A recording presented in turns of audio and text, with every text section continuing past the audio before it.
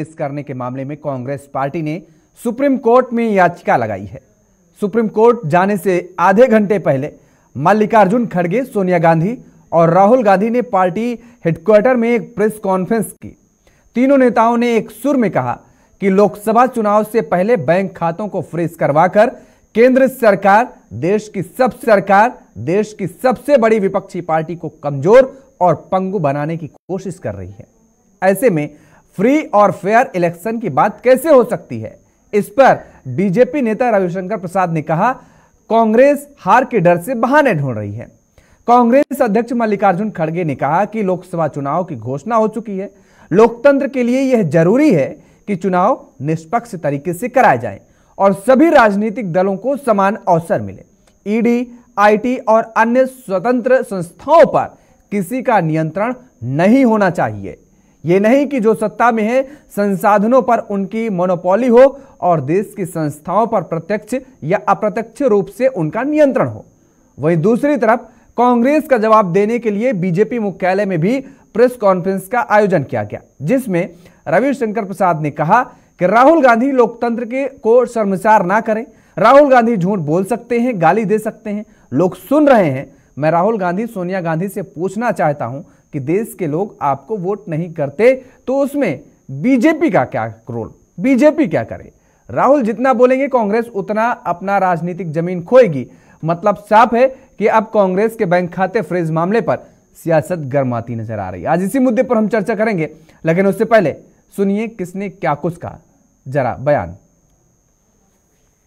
लोकतंत्र के ऊपर किस प्रकार का खतरा मंडरा रहा है, किस प्रकार से कांग्रेस पार्टी के बैंक खातों के ऊपर हमला हुआ और ये कोशिश करी जा रही है कि फाइनेंशियली कांग्रेस पार्टी को पंगु बना दिया जाए। ये केवल कांग्रेस पार्टी के खातों पे नरेंद्र मोदी सरकार का हमला नहीं है, बल्कि भारत के लोकतंत्र पे हमला है। अगर प्रमुख विपक्षी पार्टी वित्तीय तौर के ऊपर पूरी तरीके से पंगु हो जाए, कोई कार्य नहीं कर सके, पब्लिसिटी के ऊपर पैसा नहीं खर्च कर सके, कैंपेन के ऊपर पैसा नहीं खर्च कर सके, अपने कैंडिडेट्स को पैसे नहीं दे सके, तो फिर चुनाव किस बात का? लेकिन मुझे अभी बहुत दुख के साथ कहना पड़ रहा है कि पिछले हफ्ते ये नोटिस हम लोगों के पास में आया है, इसकी कॉपी आप सब लोगों को मिल गई है, आप सब लोगों के आगे ही आप जरा देखिए। ये सीताराम केसरी जी के जमाने का नोटिस हमें पिछले हफ्ते आया। आप सोचिए, सीताराम केसरी जी के जमाने का 1994-95 की असेसमेंट ईयर का नोटिस अब हमारे पास में आया। ये इनकम टैक्स एक्ट मेरे पास में है। इसका सेक्शन 234F ये कहता है कि सिर्फ 10,000 रुपए की मैक्सिमम पेनल्टी ली जा सकती है अगर कोई व्यक्ति लेट अपना, कोई भी ऑर्गेनाइजेशन या व्यक्ति कोई भी लेट अपना इनकम टैक्स सबमिट करे, केवल 10,000 रुपए। और हमारे ऊपर 210 करोड़ रुपए का, 210.25 करोड़ का 210.25 करोड़ का लियन मार्क कर दिया गया। 10,000 की सिर्फ पेनल्टी। अगर राहुल गांधी, सोनिया जी और खड़गे जी के सामूहिक प्रेस को एक शब्द में कहा जाए तो हार की हताशा में बहाना ढूंढा गया है। इनकम टैक्स एक्ट का एक सेक्शन 13A है जिसमें सही है कि पार्टियों पर इनकम टैक्स नहीं लगता, लेकिन पार्टी को अपना रिटर्न हर साल फाइल करना पड़ता है, जिसमें बताना पड़ता है कि 20,000 तक कितने हमारे डोनर्स हैं, 20,000 से ऊपर कितने डोनर्स हैं। और अगर आपने ये नहीं फाइल किया हर असेसमेंट ईयर में तो आपका ये एग्जम्पशन खत्म हो जाता है। और मैं आपको बता दूं, इनकम टैक्स एक्ट में धारा 220, धारा 221 में इस बात का पूरा प्रावधान है। कलेक्शन एंड रिकवरी 10 सेक्शन है। कैसे कलेक्शन होगा, कैसे रिकवरी होगी, सर्टिफिकेट होगा, पेनाल्टी लगेगी, मैं पढ़ नहीं रहा हूं, पर there is a inbuilt mechanism. और राहुल गांधी ने सफेद झूठ क्यों बोला है, यह आज देश को भाजपा के राष्ट्रीय मंच से जाना जरूरी है। हर जगह उनका स्टे रिजेक्ट हुआ, उस पेनाल्टी में अकाउंट फ्रीज हुए, टैक्स नहीं दिया, और झूठ बोले आज। पहली तो आपने दोनों तरफ से प्रतिक्रियाएं सुनी, किस तरीके से आरोप लगाए जा रहे हैं कांग्रेस की तरफ से, और दूसरी तरफ भारतीय जनता पार्टी ने भी उस पर सफाई दी है और कांग्रेस पर बड़े आरोप लगाए हैं कि दरअसल कांग्रेस पार्टी झूठ बोल रही है। खासतौर पर राहुल गांधी को लेकर के रविशंकर प्रसाद ने जमकर निशाना साधा और घेरने का काम किया है। आज इसी मुद्दे पर हम चर्चा करेंगे। हमारे साथ कुछ मेहमान जुड़े हुए हैं, आपका तारुफ करा देते हैं। ज्योति कुमार सिंह जी हैं, कांग्रेस के प्रवक्ता हैं। रोचिका अग्रवाल जी हैं, भारतीय जनता पार्टी के प्रवक्ता। प्रभात त्रिपाठी जी, वरिष्ठ पत्रकार, हमारे साथ जुड़े हुए हैं। और दिलीप यशवर्धन जी, राजनीतिक विश्लेषक हैं। आप सभी मेहमानों का बहुत बहुत स्वागत है। और दिलीप यशवर्धन जी, देखिए भाई स्क्रीन पे नजर नहीं आ रहे हैं। दिलीप जी, आवाज आ रही है आपको? जी जी ठीक है, आप आ गए। बहुत स्वागत है आपका। दिलीप यशवर्धन जी, आपसे हम समझना चाहेंगे, अभी आपने बयान सुने होंगे और कि कौन सी धारा क्या कहती है। ये सियासत एक तरफ, लेकिन असल मुद्दा आपको क्या समझ में आ रहा है? जिस तरीके से कांग्रेस के बैंक अकाउंट फ्रीज किए गए और कांग्रेस में तनाव जाहिर तौर पर दिख रहा है, क्योंकि चुनाव लड़ने के लिए पैसे चाहिए और बैंक खाते जब फ्रीज हैं तो पैसे हैं नहीं। असल मुद्दा क्या नजर आ रहा है आपको? योगेश जी, असल मुद्दा तो राजनीति ही है, इस बात को नजरअंदाज नहीं किया जा सकता है। और लेकिन राजनीति के अलावा अगर कानून का अपनी एक प्रक्रिया होती है, कानून का अपना एक प्रोसेस होता है, उसी प्रोसेस के तहत इस रिकवरी को रियलाइज करने के लिए इनकम टैक्स डिपार्टमेंट ने कांग्रेस के खाते सीज किए हैं, जिसका है। अगर कहीं अथॉरिटी यानी कि ट्राइब्यूनल में भी गए थे, ट्राइब्यूनल ने भी वो स्टे देने से उनको मना कर दिया और खाते रिलीज करने से मना कर दिया। इसका मतलब कहीं ना कहीं फैक्ट में और कहीं ना कहीं लॉ में कांग्रेस के खिलाफ चीजें हैं, तभी quasi judicial authority tribunal, income tax tribunal ने भी उनको खाते रिलीज करने से मना कर दिया। अपॉर्चुनिटी कांग्रेस के पास अभी भी है, हाईकोर्ट में जाए।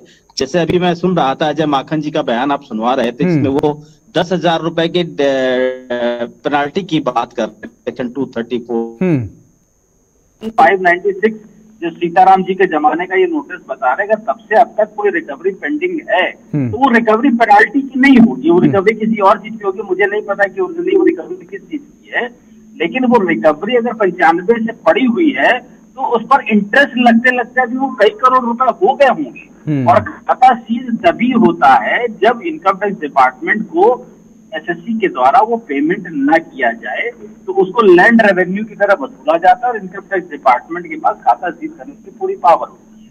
और कहीं कोई इलीगैलिटी है तो हायर कोर्ट के पास आप जा सकते हैं, हाई कोर्ट भी जा सकते हैं, सुप्रीम कोर्ट भी जा सकते हैं। तो यहाँ मीडिया में बैठ करके चीजों को क्रिटिसाइज करने की बजाय जो आपके पास लीगल रेमेडी है, उस लीगल रेमेडी को आप क्यों नहीं इनकैश करा रहे हैं, उस लीगल रेमेडी को आप क्यों नहीं ऑप्ट कर रहे हैं और उसको लेकर के आगे क्यों नहीं बढ़ रहे हैं? बढ़िए, अगर कहीं कोई लीगैलिटी इनकम टैक्स डिपार्टमेंट की तरफ से होगी तो आपको राहत जरूर मिलेगी। अगर नहीं मिलती है तो इसका मतलब कहीं ना कहीं कोई ना कोई कमी जरूर है। बिल्कुल कमी जरूर है, लेकिन एक छोटा सा कमेंट और आपसे चाहेंगे कि 234F सेक्शन का हवाला कांग्रेस की तरफ से दिया जा रहा है, जिसमें ये कहा जा रहा है कि अगर वसूली करनी ही थी तो 10,000 रुपए लेट पेमेंट का जो जिक्र कर रहे थे अभी अजय माखन जी, वो कर लेते।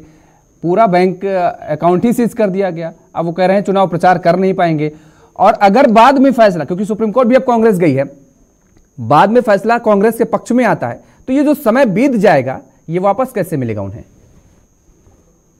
नहीं, ये तो मैंने कहा ना कि इसमें राजनीति इन्वॉल्व होगी, इस बात को नकारा नहीं जा सकता। बिल्कुल। लेकिन 10,000 रुपए की रिकवरी के लिए बैंक अकाउंट सीज नहीं होता है। और अगर 10,000 रुपए के लिए सीज हुआ है, जो अजय माखन साहब कह रहे हैं, तो आप 10,000 रुपए जमा करा दीजिए। बैंक अकाउंट सीजर कोई परमानेंट काम नहीं है। बैंक अकाउंट सीजर सिर्फ इसलिए किया जाता है जब टैक्स न पेमेंट किया गया हो, पेनाल्टी का भुगतान ना किया गया हो। अगर कांग्रेस को लगता है कि मात्र 10,000 रुपए की पेनाल्टी है तो आप 10,000 रुपए जमा करा दीजिए, खाते आपके कल रिलीज हो जाएंगे। लेकिन खाता 10,000 रुपए के लिए सीज नहीं हुआ होगा और कभी नहीं होता है। बिल्कुल। रोचिका जी हमारे साथ जुड़ गए हैं। रोचिका जी, आपका भी बहुत स्वागत है। कांग्रेस का बैंक अकाउंट सीज कर दिया गया इनकम टैक्स डिपार्टमेंट की तरफ से। रोचिका जी, सियासत इसमें भी नजर आ रही है और पूरी साजिश बीजेपी की बताई जा रही है। नमस्कार, मेरी सबको राम राम जी। ये कोई नया चीज नहीं है योगेश जी, हम लोग लगातार देखते रहे हैं कि हर चीज के लिए, हर बात के लिए इंडी गठबंधन के जितने लोग हैं, जितनी पार्टियां हैं, हर चीज के लिए सत्ता पक्ष को जिम्मेदार ठहरा देती हैं। अब इनके यहाँ परेशानी हुई है, इन्होंने अगर टैक्स नहीं भरा है और इन्होंने अगर उसका फाइन नहीं भरा है और इनके पास अगर पैसा आया है और उसका प्रूफ अगर इन्होंने नहीं दिया है तो उसको भी तो इन्हीं को फेस करना पड़ेगा ना। जब इलेक्टोरल बॉन्ड से पैसा आया है और पैसा आने के बाद अब आज की तारीख में आप ये देख लीजिए, इलेक्टोरल बॉन्ड पे इन्होंने बहुत शोर मचाया कि जी भाजपा के पास बहुत चंदा आया, बहुत चंदा आया। भाजपा ही थी जो ट्रांसपेरेंट सिस्टम लेके आई कि आप ट्रांसपेरेंसी से जो भी होगा वो सारा का सारा ट्रांसपेरेंट होना चाहिए, डिजिटल होना चाहिए, किसी के सामने कोई भी छुपा हुआ नहीं है, कैश ट्रांजैक्शन 0 होना चाहिए। और हम सारा का सारा डिजिटल कर रहे हैं, इलेक्ट्रल बॉन्ड के थ्रू पैदा है। तो जिस पार्टी की सरकार 17 राज्यों में है उसके पास तो आया है 6000 करोड़। तो इनके पास जिनकी चुनिंदा सिर्फ 2 राज्यों में सरकार है, इनके पास इतना सारा कैसे आ गया, कोई ये बताएगा? वो पार्टी जो आज की तारीख एक जमाने में कभी ना कभी राष्ट्रीय पार्टी हुआ करती थी, आज वो क्षेत्रीय पार्टियों के पीछे पिछलगू हुए घूम रही है और चंदा भी उनके पास सबसे ज्यादा आ रहा है, इनके पास आ रहा है और इनके गठबंधन के पार्टी के पास आ रहा है। तो उसकी जवाबदेही इनकी तो बनती है और किसकी बनती है? अगर पैसा इन्होंने नहीं दिया है, फाइन नहीं दिया है, रिटर्न नहीं फाइल किए, रिटर्न तो फाइल करना इनकी ड्यूटी थी ना। अगर इनको रिबेट मिलती है तो रिटर्न तो फाइल करना इनकी ड्यूटी है। और उसमें अगर किसी एजेंसी ने इनके ऊपर क्लेम किया है कि आपने इतना फाइन, आपने इतना पैसा के बदले इतना फाइन लेना पड़ता, तो आप उस चीज को सॉर्ट आउट करिए। उसमें बीजेपी कहाँ से आ जाती है, वो तो ये समझ में नहीं आता। ये एजेंसीज की और कांग्रेस के बीच बातें हैं। हर चीज को भाजपा के लिए जिम्मेदार, भाजपा को जिम्मेदार ठहराना, ठीक, पूरे टाइम ये कहते रहते हैं कि हमें भाजपा ये काम नहीं कर देती, ये काम नहीं कर देती, और फिर उसके बाद जब आप लेके आते हो अपने मैनिफेस्टो में हमने ये काम किया है और हम अगले 5 साल में ये काम करेंगे, वो कैसे आ जाता है? मुझे तो ये समझ में नहीं आता। ठीक है ज्योति कुमार जी, ये इनकम टैक्स का मामला, हर चीज में बीजेपी कहां से आ जा रही है? रोज का जी, कोई भी समस्या आपके सामने खड़ी होती है तो बीजेपी ने खड़ी कर दी। चूंकि सरकार बीजेपी की है, एनडीए गवर्नमेंट की है, सारी एजेंसियां इनके कब्जे में है, जैसा कि इनके क्रियाकलाप से पूरे 10 साल में पिछले 10 साल में ये दिखाते लोग आए हैं। अगर ये वजह नहीं है तो केवल विपक्ष के पार्टियों पर ही केवल 95% आईटी और सीबीआई के रेट पड़े, इनकम टैक्स के रेट पड़े और इनके किसी नेता पर नहीं पड़े, तो सवाल तो खड़ा होता है। अब सवाल जब आप इस प्रक्रिया की बात कर रहे हैं, इस अकाउंट फ्रीज की बात कह रहे हैं, तो अभी 2-3 बातें आपके एक सीनियर जर्नलिस्ट भी अपनी बात कह रहे थे, जिसमें उन्होंने बताया कि राजनीतिक से प्रेरित तो लगता है, निश्चित तौर पर लगेगा, क्यों नहीं लगेगा। जब आप इलेक्शन के टाइम में अभी 18वीं लोकसभा का जब आप चुनाव कर रहे हैं और नोटिफिकेशन अब आज से नॉमिनेशन कल से ही शुरू हो गया और उसके 15 दिन 20 दिन पहले आप नोटिस 94-95 का देते हैं और उसका कोई मतलब नहीं है। 10 साल के पहले का उसका कुछ बनता भी नहीं। अगर टैक्स खड़ा है तो वो टैक्स पे करना होगा, दैट इज ऑल।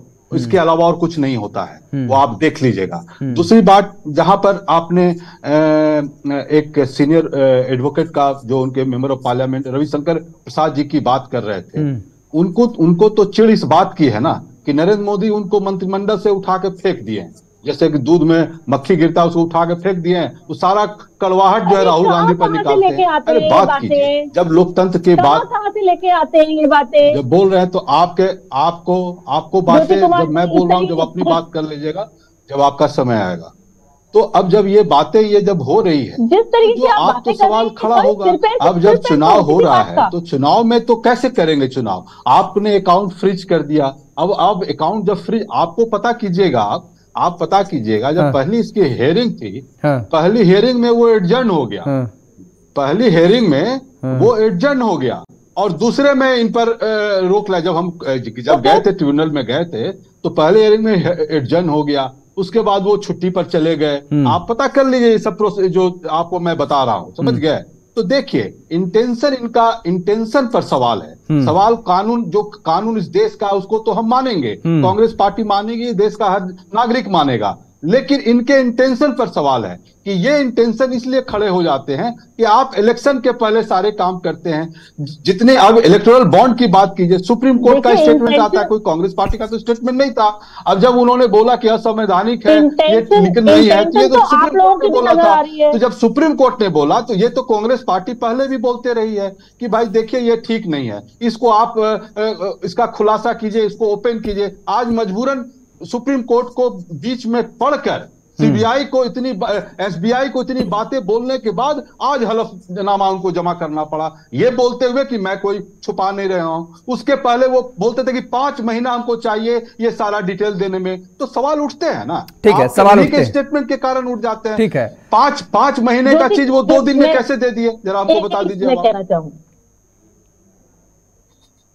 एक सेकंड रोजका जी आ रहे हैं आपके पास। रोजका जी एक सेकंड आ रहे हैं, आपका जवाब लेंगे। प्रभात त्रिपाठी जी का कमेंट लेते हैं। प्रभात जी, आप क्या देख पा रहे हैं?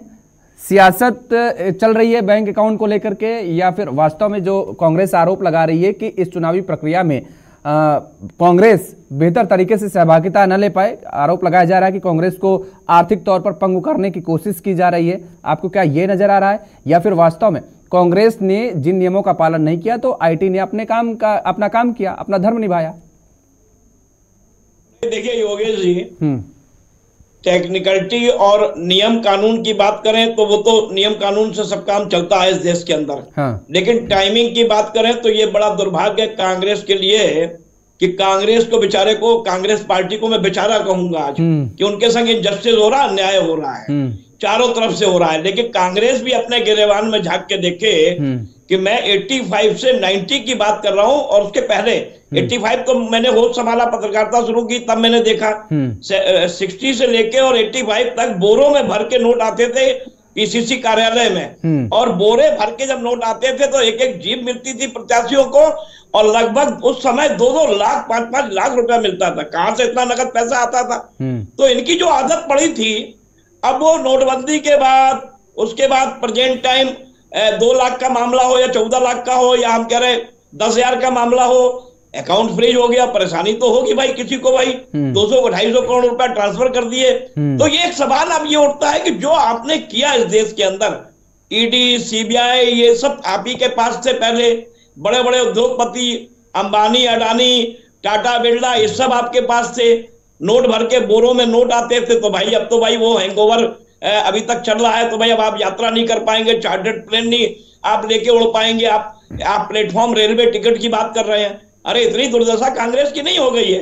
अरे आपके पास वो डीके शिवकुमार है, वो पैसे दे देगा विज्ञापन के लिए और चैनल के लिए।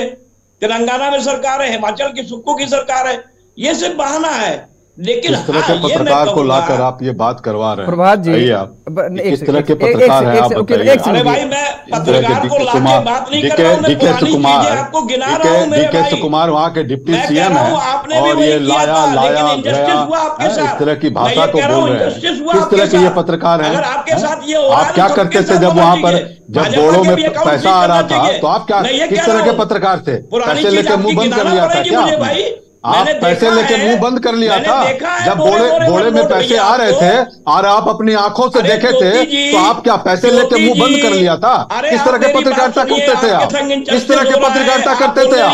अरे आप किस तरह के पत्रकारिता करते थे जब आप अपनी आंखों से देखा कि बोरे में एआईसीसी में पैसा आ रहा है, तो आपके मुंह में क्या दही जम गया था? मुंह में दही जम गया था आपके? दही जम गया था? क्यों नहीं ऑब्जेक्शन किया था? क्यों नहीं पुलिस के पास गए थे? क्यों नहीं आपने अपने न्यूज जिस पेपर में काम कर रहे थे उसमें क्यों नहीं लिखा कि इतने पैसे मैंने अपनी आंखों से देखा, अपनी आंखों से देखा कि कांग्रेस पार्टी में जा रहा है? इस तरह के क्या भाई आप रोएंगे?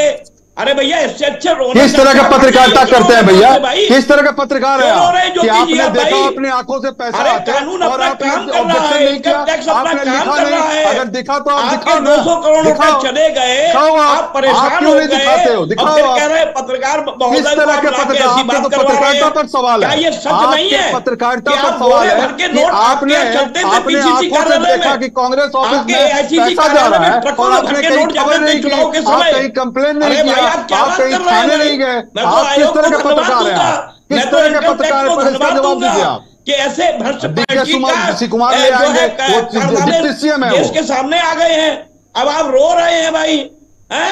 अरे भाई आप कानून आप रो रहे हैं, आपके जैसे पत्रकार रो रहे हैं, आपके जैसे पत्रकार रो रहे हैं, आपके जैसे पत्रकार रो रहे हैं जो अपनी पत्रकारिता भूल गए, जो अपनी पत्रकारिता भूल गए, समझ गए? जिस आपके ऐसे पत्रकार हो रहे हैं, आपके ऐसे पत्रकार हो रहे हैं, कोई पार्टी कांग्रेस पार्टी आपको आज दिखा रही है कि जो आप नहीं लिख सकते हैं, जो आप नहीं लिख सकते हैं लोकतंत्र के बारे में कि देश की प्रजातंत्र कैसी होनी चाहिए और देश के प्रजातंत्र लोकतंत्र में विपक्ष की एक भूमिका होती है और उस भूमिका में जो पार्टी उसको खत्म करने में लगी है उसके साथ आप जवान पर जवान मिलाकर बात कर रहे हैं और आप अपनी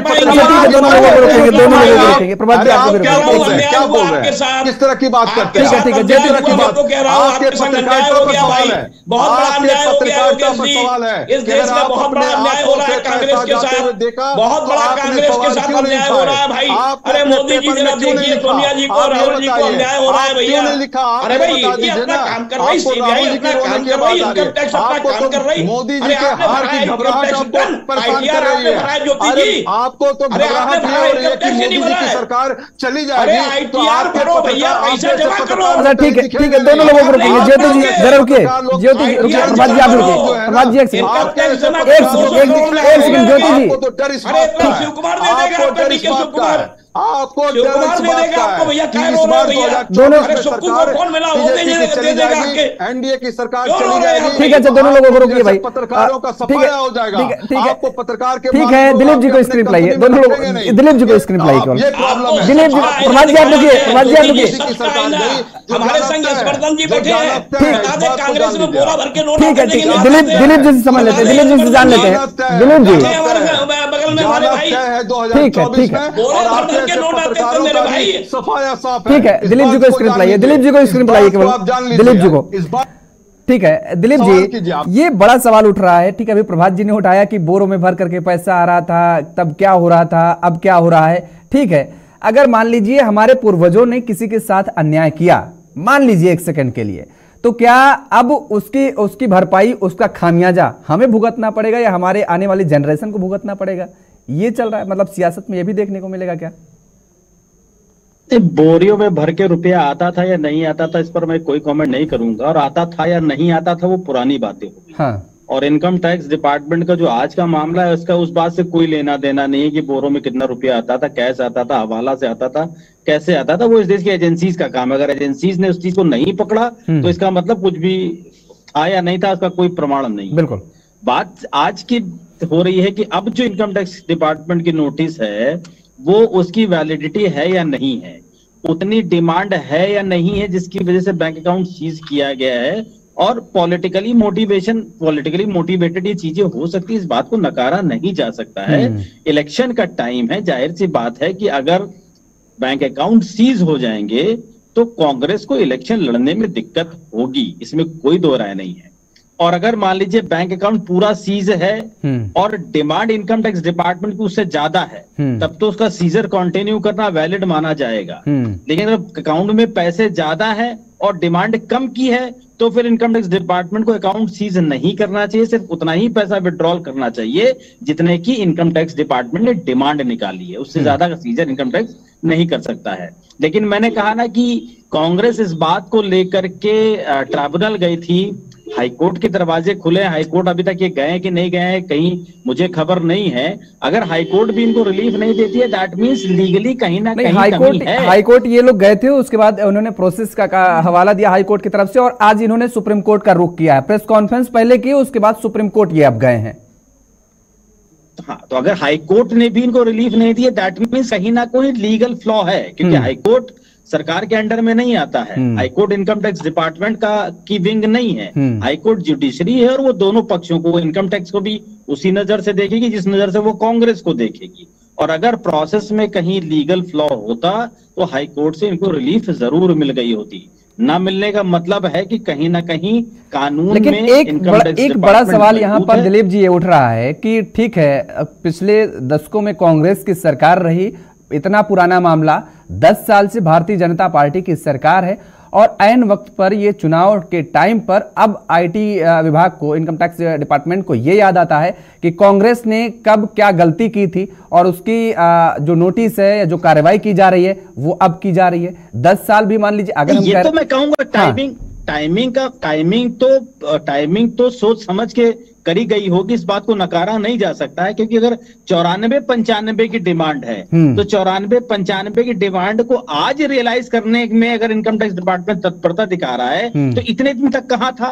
इतने दिन तक उसने क्यों रियलाइज नहीं किया? क्योंकि कांग्रेस पार्टी कोई भागी हुई पार्टी तो थी नहीं कि इनका अता पता नहीं था, आज ही एकदम से मिल गया है तो इनका अकाउंट सीज कर दिया गया है। 94-95 से लेकर के 2014 तक तो कांग्रेस शासन में थी और 10 साल से शासन में नहीं है, तब भी आप कार्यवाही कर सकते थे।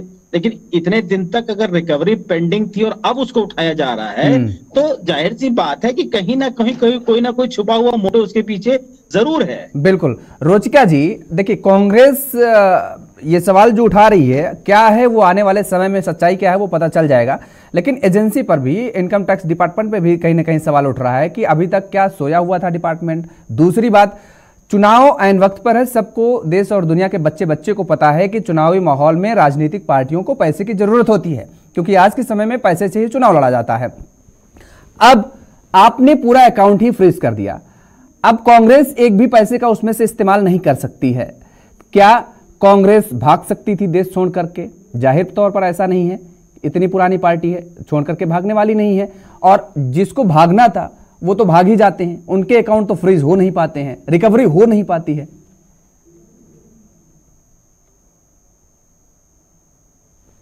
योगेश जी, पहले तो मैं ज्योति जी की एक बात का जवाब देना चाहूंगी। जिस तरीके से उन्होंने माननीय रविशंकर प्रसाद जी के ऊपर एक टिप्पणी की थी, तो वो it was not in a good taste. आप पब्लिक फोरम में हैं और एक पार्टी के अगर करने को, तो मैं भी कह सकती हूँ कि वीडियो पे और कॉन्फ्रेंस में हमने लाइव देखा, इनके अध्यक्ष हैं खड़गे जी, बेचारे पानी भी अपनी मर्जी से नहीं सकते, उनको पहले सोनिया जी से पूछना पड़ता है, फिर राजीव जी से पूछना पड़ता है, फिर तो बेचारे उनकी परमिशन के बाद तो पानी पीते हैं। तो इस तरीके की तो बातें अच्छी नहीं होती हैं अगर हम पब्लिक प्लेटफॉर्म पे बैठे हैं और डिबेट पे बैठे हुए हैं, तो इस तरीके की छोटी तुच्छी बातें अच्छी नहीं लगती हैं। दूसरी बात जो आपने कही थी, एजेंसी का जो अपना प्रोसेस के हिसाब से काम कर लिया, तो कोई लेना नहीं।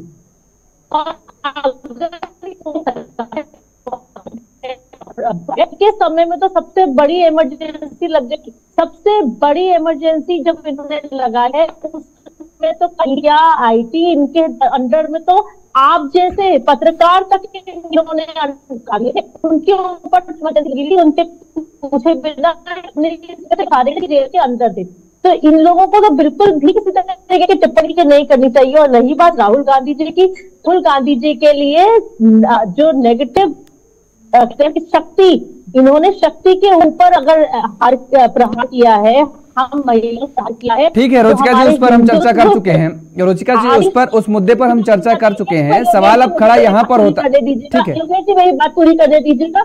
इन्होंने अगर शक्ति के ऊपर अगर प्रहार, तो इनको ये समझ में आना जाना चाहिए, इंडी गठबंधन है, सनातन विरोध, वो सारे के सारे इस बार को पास के अपने इसी सनातन विरोधी रूप की वजह से, जहां पर इनके कहते हैं उन्मूलन करते हैं, संगठन रखते हैं, वहां पर सनातन को खत्म करने की बात करते हैं। खड़गे जी ये कहते हैं कि जी अगर मोदी आ गया तो सनातन का पुनर्स्थापन हो जाएगा, इस तरीके की बात करने वाले, और ये तो बेचारे असुर वर्ड तक नहीं बोल पाते।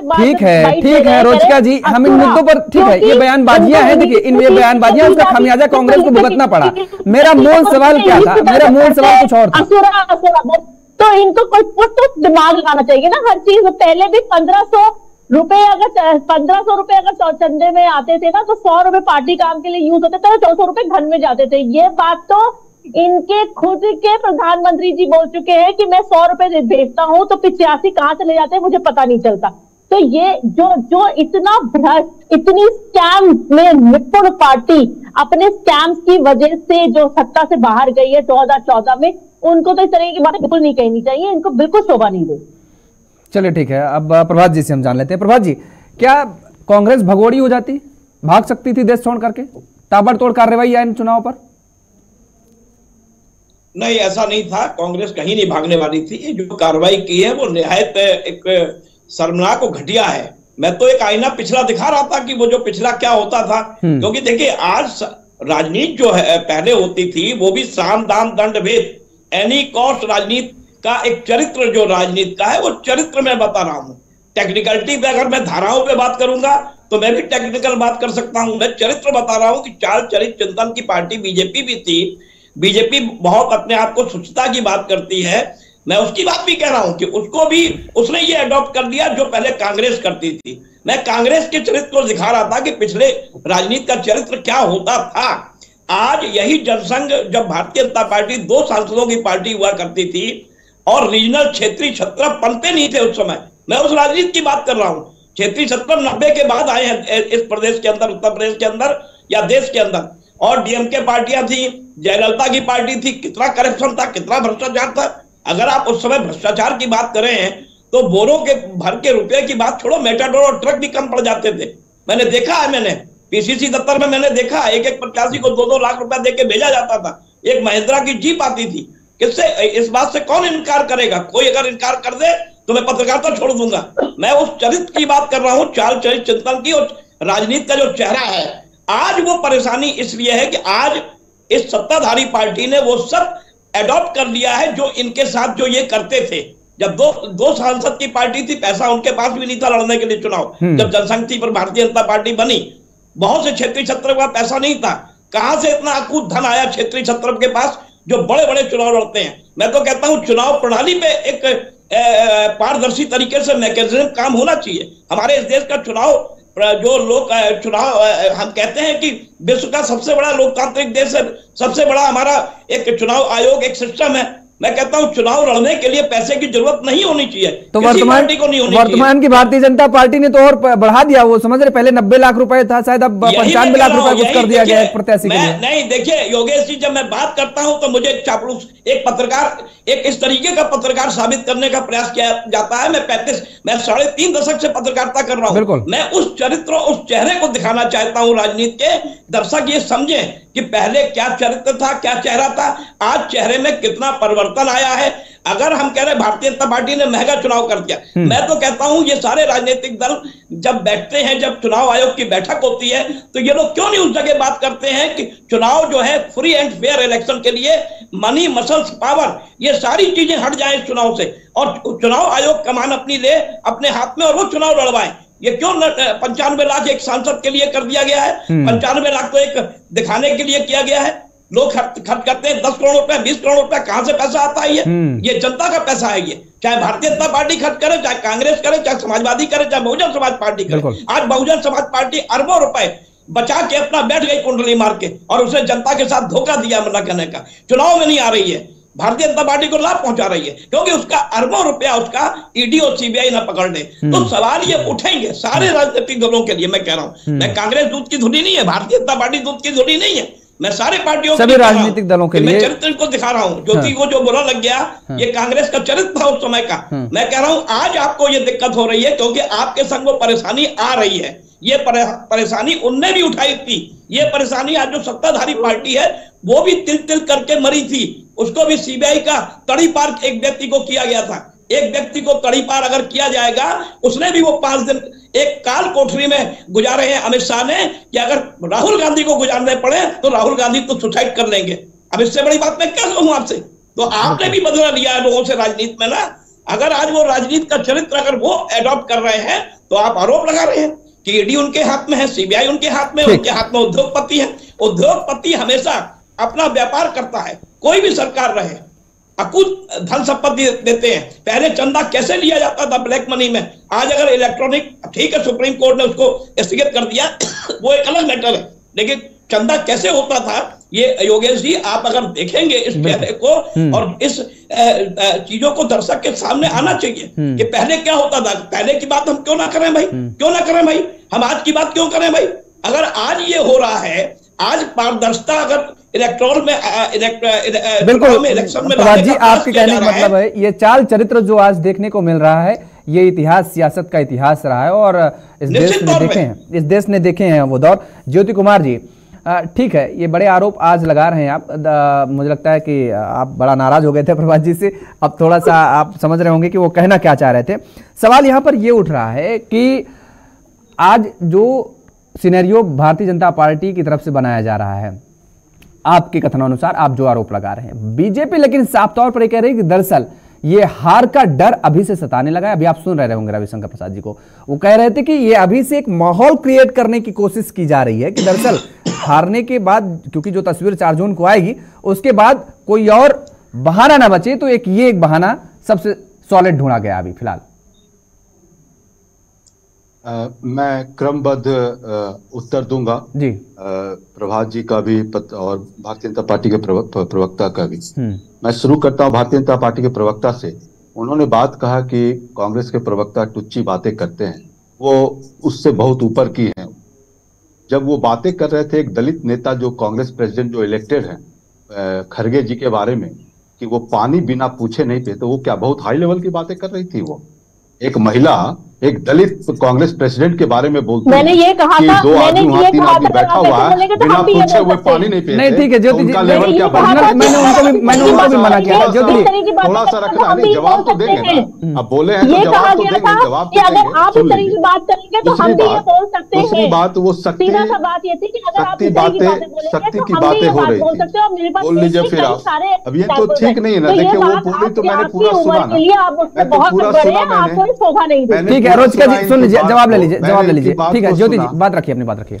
मैं तो इनकी सारी बातों को मैंने सुना। हाँ, अब दूसरी बात, इन्होंने शक्ति की बात किया इन्होंने, तो राहुल गांधी तो यही कह रहे हैं ना कि प्रधानमंत्री जी, आप हमारे प्रधानमंत्री हैं इस देश के, आपके पास शक्ति है, पावर है, सरकार है आपके पास, आप एजेंसियों को यूज कर सकते हैं, तो उसको सकारात्मक क्यों नहीं यूज करते हैं? किसानों के वेलफेयर के लिए क्यों नहीं करते हैं? मणिपुर में जो घटनाएं हो रही थी उस पर क्यों नहीं यूज करते हैं? जब महिलाएं को नेकेड चलाया जा रहा था तो उस पर वो पॉजिटिव शक्ति क्यों नहीं यूज करते हैं? बनारस में जो हॉस्टल से जो कॉलेज की जो लड़कियों के साथ जो हुआ उसके लिए क्यों नहीं यूज करते हैं? आप जो बजट ज्योति जी, लेकिन राहुल गांधी ने दरअसल एक बात, उसके लिए यूज करना, राहुल गांधी जी, अब देखिए राहुल गांधी ने संदेश खाला की बात क्यों नहीं की? बोल लीजिए। राहुल गांधी ने संदेश खाला का नाम क्यों नहीं लिया? मैंने सुना ना। अब देखिए तो ठीक नहीं है, अब तक मैं भी बोलने लगूंगा बीच में, फिर कैसे होगा बताइए डिबेट? तो या तो मैं छोड़ दूं या तो मैं बोलूं कि नहीं छोड़ेंगे नहीं। ज्योति जी ठीक है, ज्योति जी दरअसल आपने राहुल, एक सेकंड ज्योति जी, ठीक है अच्छी बात है, आपको नहीं, आपको भी बोलने का मौका मिलेगा, आपकी बारी है। आपने जिस तरीके से कहा कि राहुल गांधी जी ने कहा कि आपके पास शक्ति का मतलब यह है कि सरकार के पास तमाम तरीके की शक्ति हैं, लेकिन वहां पर उन्होंने एक शब्द का इस्तेमाल किया कि हिंदू धर्म में एक शब्द होता है शक्ति नाम का। लोगों को आपत्ति इस बात से हुई है, भारतीय जनता पार्टी को जो आपत्ति हुई ठीक है, लेकिन आम जनमानस को भी आपत्ति केवल इसी बात से हुई है कि ये टिप्पणी क्या है? जो शक्ति वर्ड है वो शक्ति वर्ड क्या भारतीय जनता पार्टी का कोई रजिस्टर्ड है? उनका नहीं, भारतीय जनता पार्टी रजिस्टर्ड नहीं है, हिंदू धर्म में रजिस्टर्ड है। हम अपने हिंदू धर्म में रजिस्टर्ड है, हिंदू धर्म में जो शक्ति है, राम भगवान से लेके कृष्ण भगवान से लेके जितने भी हमारे भोले बाबा काशी विश्वनाथ जो अपने शक्तियों का उपयोग किए हैं वो लोगों के अच्छाई के लिए किए हैं, वेलफेयर के लिए किए हैं। इस तरह तो नहीं किए हैं ना कि किसी को जेल भेजने के लिए या किसानों पर अत्याचार करने के लिए, इसके लिए तो नहीं किए ना। तो राहुल गांधी का कहने का तात्पर्य यह है कि जो आपके पास शक्ति है उसका आप पॉजिटिव उपयोग करें, पॉजिटिव उपयोग। अब दूसरी बात, अब मैं प्रभात जी के बात पर आ जाता हूं।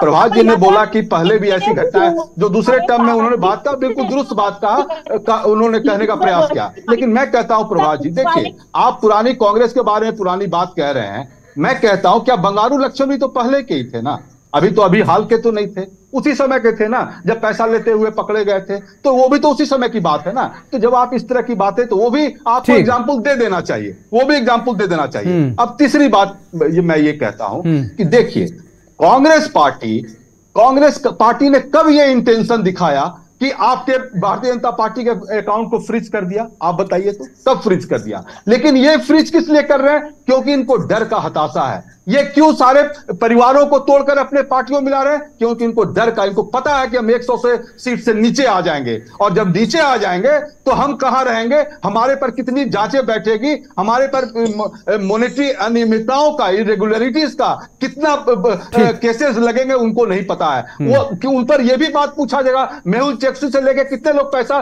कितने हजार करोड़ लेकर भाग गए, उनको उसका चिंता नहीं है। लेकिन कांग्रेस पार्टी, अभी जो इलेक्शन है, जो आज नॉमिनेशन शुरू हो गया, जो इस देश का भी एक विपक्षी पार्टी है, अभी संख्या कम है, लेकिन आप कैसे कह सकते हैं कि अभी नहीं है? मैं कह रहा हूं कि 450 से ज्यादा सीट आएगी इंडिया गठबंधन को। इनके चलिए, अच्छी बात है। ज्योति जी, आपको मेरी शुभकामनाएं, और रोचिका जी को भी शुभकामनाएं। दोनों लोगों को शुभकामनाएं हैं मेरी। दोनों लोग पूरी ताकत लगाइए, मेहनत करिए। स्टेटमेंट को आप कोट कीजिए कि कांग्रेस के प्रवक्ता ने बोला कि 450 सीट आएगी। ठीक है, दोनों लोगों को मेरी शुभकामनाएं हैं। जनता के हाथ में ये सब कुछ है कि सत्ता किसको सौंपेगी, सत्ता की कमान, और किसको कुर्सी पर बिठाएगी। जनता बहुत समझदार है। और बहरहाल अब आप सुप्रीम कोर्ट का रुख कर चुके हैं। क्या कुछ आने वाले समय में सुप्रीम कोर्ट की तरफ से फैसला आता है सुनवाई के दौरान, वो भी देश देखेगा, हम भी देखेंगे, आप भी देखेंगे। बहरहाल समय का अभाव है, चर्चा को यहीं पे हमें विराम देना पड़ा। आप सभी मेहमानों का हमारे साथ जुड़ने के लिए, समय देने के लिए बहुत शुक्रिया, बहुत धन्यवाद। तो लगातार जिस तरीके से अब कांग्रेस अपने बैंक अकाउंट के फ्रीज होने पर भारतीय जनता पार्टी पर लगातार हमलावर नजर आ रही है, और इसके साथ ही प्रेस कॉन्फ्रेंस कर आज जिस तरीके से आक्रामकता दिखाई है कांग्रेस ने, उसके बाद बीजेपी ने भी पलटवार किया है। लेकिन आने वाले समय में अब ये सियासत किस ओर रुख लेगी, ये वक्त बताएगा। मेरे साथ फिलहाल इतना ही। खबरों के लिए आप देखते रहिए JK24/7 न्यूज। नमस्कार।